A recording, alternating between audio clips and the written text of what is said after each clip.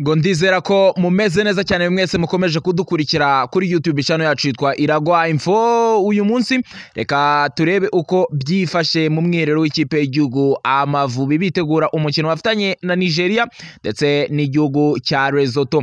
Kuri wa gatanu baraza kuba bamanuka mu kibuga. Uwitwa Adel Amulushi yahamagaye abasore azifashisha muri iyi mikino ibiri yo gushaka qualification y'igikombe cy'isi. Muri iyo mikino ibiri liste y'abasore bazamufasha yamaze kugera hanze.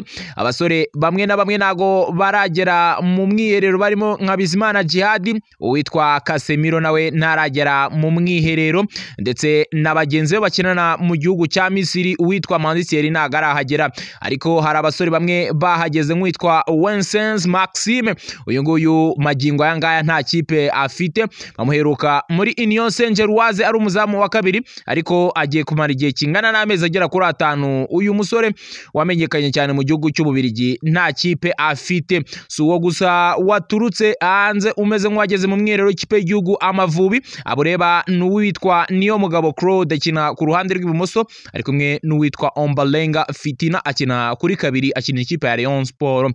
Sabo gusa bamaze kugera mu mwiherero w'ikipe y'igihugu Amavubi, kuko abakina mu Rwanda bose magingo aya ngaya mu ikipe y'igihugu bamaze kwinjira mu mwiherero. Abandi baturuka hanze bahageze mu bambere bamwita Jabel Jabos. Uyu ni umukinnyi ugarutse mu ikipe y'igihugu nyuma y'igihe kirekire kitari gitoya. Uwo mureba bari kumwe bamwita Leopold Marie Samuel Guillotte, akina muri Rouvière ni mu gihugu cy'Ububirigi.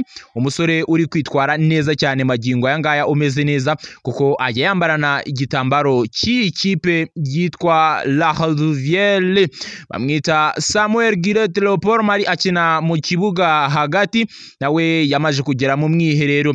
Tukivuga kuri Jaberi, n'umwe mu basore bitezweho izindi mbaraga mu bakinnyi bakina hagati mu ikipe y'igihugu Amavubi, kuko bivuga ko ari umwe mu bakinnyi batanga umupira wavamo igitego isaha n'isaha.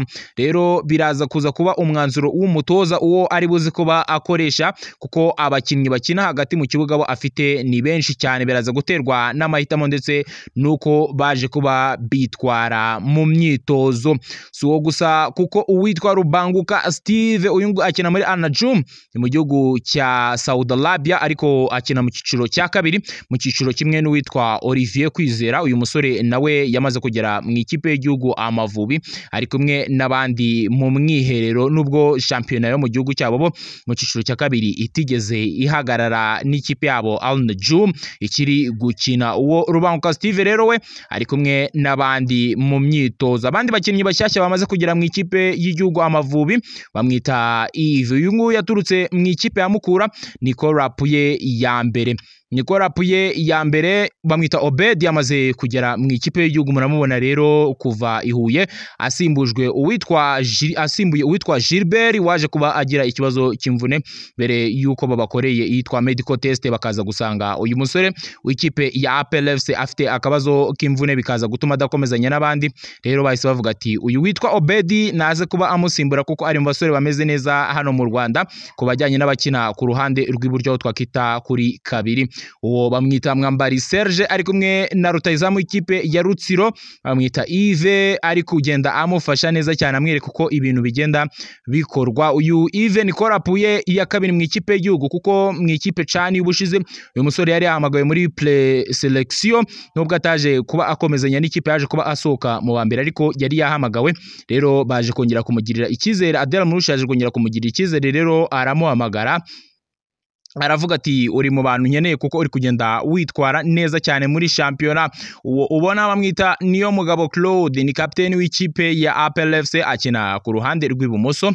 Biza kuba binaza kusa nkaho ari we uza kuba akina kuri izi match, kuko uwitwa Bugingo Hakim bahanganye urebye ntago bari ku rwego rumwe, ariko nanone bikaza kuba biterwa n'amahitamo y'umutoza, kuko buri umwe ameze neza. Umwe akinira ikipe ya mbere, undi agakinira ikipe ya kabiri.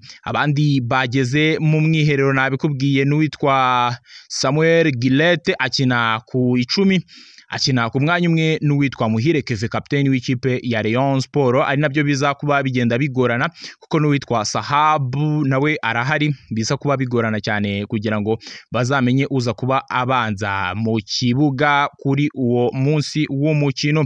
Uwo bamwita Ruboneka Jean Bosco Maestro n'umukinnyi w'ikipe ya APR FC, nawe agenda akurikirana icyo bita imyitozo neza cyane, yamaze kugera mu ikipe y'igihugu, nawe n'umukinnyi w'ikipe ya APR FC uri ku rwego rwo hejuru cyane, bamwita Ruboneka Jean Bosco. Uwo nguwo bamwita Ombalenga Fitina, bamwita Omba Bebe, nawe ameze neza cyane mu ikipe y'igihugu nomero 2 bidasubirwaho, we ugomba no kubanzaho kuko uwitwa Obedi wa Mukura ntago ari we wavuga ko aje kwicaza uyu nguyu Ombolenga Fitina, ahubwo asa nkaho aje kuba amubera nomero ya 2.